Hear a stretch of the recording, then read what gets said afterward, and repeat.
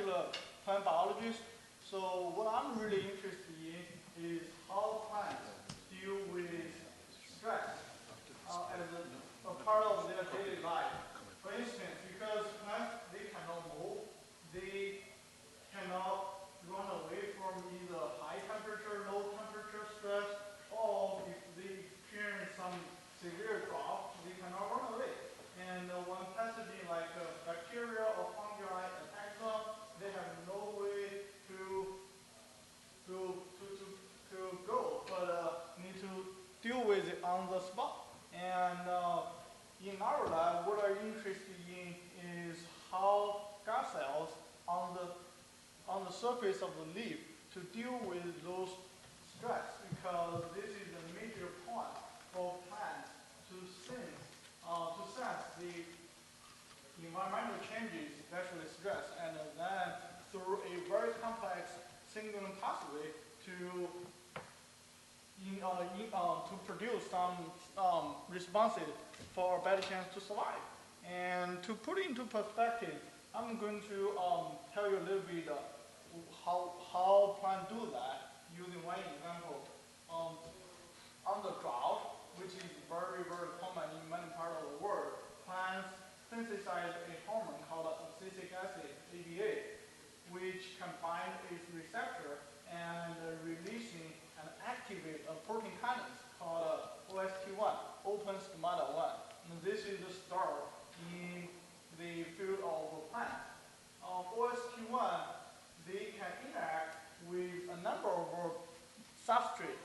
And for instance, they can interact with ion channels on the plasma membrane of gut cells, and also they can interact with a protein called ABO, which is responsible for RS production.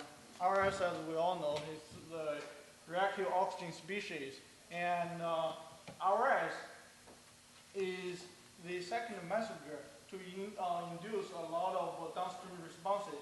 Therefore, we are interested in how RS mediate a number of changes on the protein level. And specifically, we're looking at how RS can modify the cysteine residues. I think that there was a talk yesterday talking about the importance of cysteine, and this is because cysteine can assume as a number of redox status. For example, they can be -2 in the free cell group, or they can be +6 in the sulfonic acid group.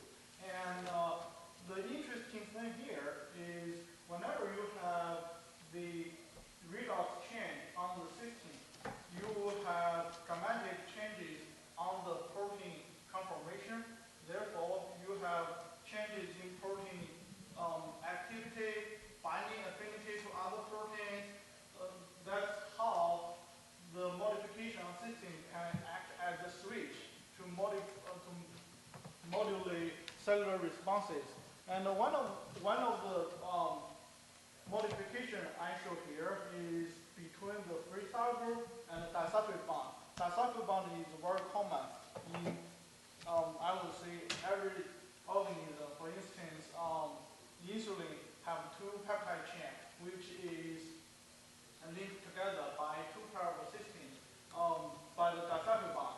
And the exchange between disulfide bond and the free cell group is very important. It's reversible.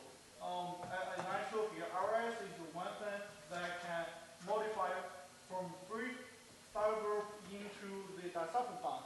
And then what are the enzymes or molecules that reverse the reaction? Turned out a small molecule called thioredoxin can do that. I think thioredoxin is everywhere, all the way from lower organisms in algae to animals, fungi, plants, and they are pretty small, usually less than 15 kilodalton, and they play a very, very important role in redox regulation. Just to give you one example, in plants, in the daytime, like right now, what are they doing? They're doing photosynthesis. They're producing oxygen. They're producing sugar, right?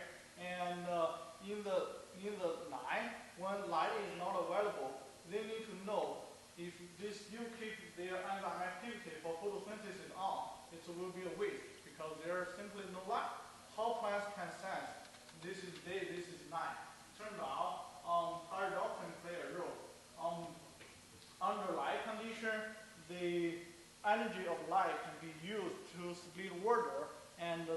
electron can be transferred through photosynthesis 1 into a molecule called a thioredoxin.